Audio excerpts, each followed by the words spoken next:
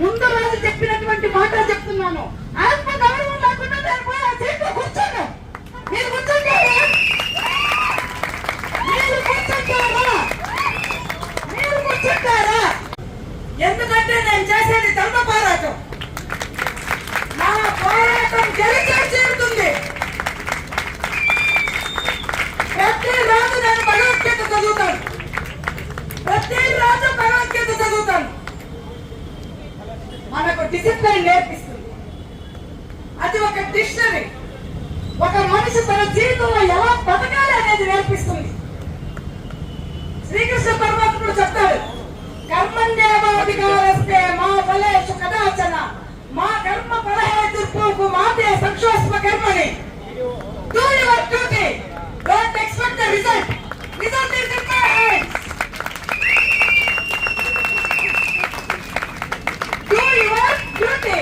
Don't expect the result. I will decide. పని చేసే వరకే నీ బాధ్యత. రిజల్ట్స్ గురించి ఆలోచించొద్దు. నీకు అన్యాయం జరుగుతా ఉంది కదా, పోరాడు. అర్జునుడికి నాకు చెప్పింది అదే కదా. అస్త్రశస్త్రాలన్నీ విడిచిపెట్టేస్తాను, ఈ రాజ్యము నాకు ఏం వద్దు.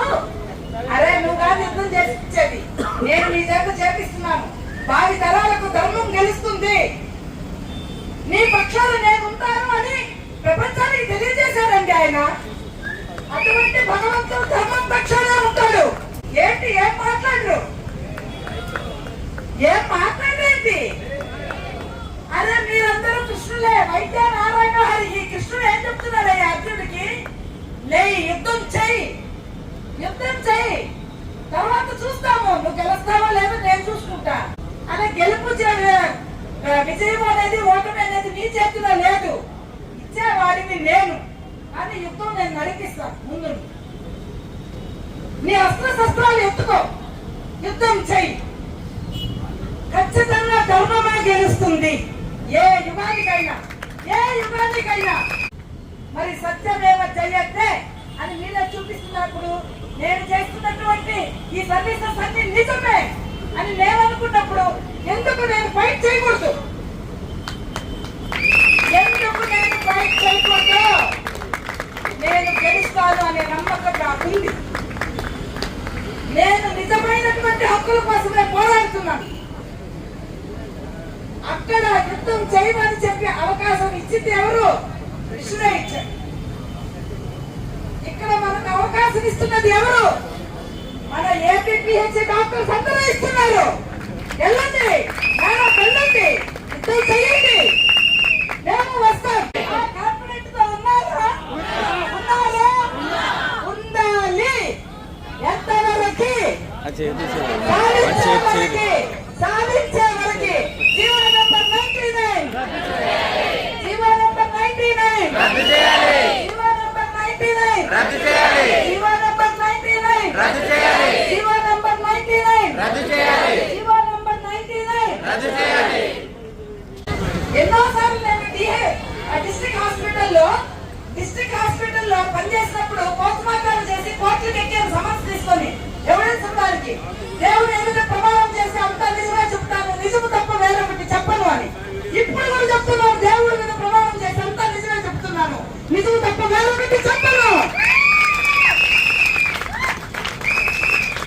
అధికారస్తే మా ఫలేషు కదాచన మా కర్మ ఫలహేతుర్భూః మాతే సంక్షోష్మ కర్మణి. యుద్ధ రంగంలోనే కాదు, ఏ ప్రొఫెషన్ లో అయినా సరే నీ బాధ్యత నువ్వు తీసుకో, దాన్ని నిర్వర్తించు. అందులో అన్యాయాలు ఉంటే పోరాటం చేయి. నీ పక్కన నేను ఉన్నానని శ్రీకృష్ణ పరమాత్ముడు చెప్పాడు. నేను ఇప్పటికీ నమ్ముతాను. స్వాతంత్ర పోరాటం ఎంతకాలం జరిగింది? మహాత్మా గాంధీ చెప్తాడు, I had lost my mother when I was 20 years old. Bhagavad-gita came my eternal mother into my life. I saw the race of disappointments.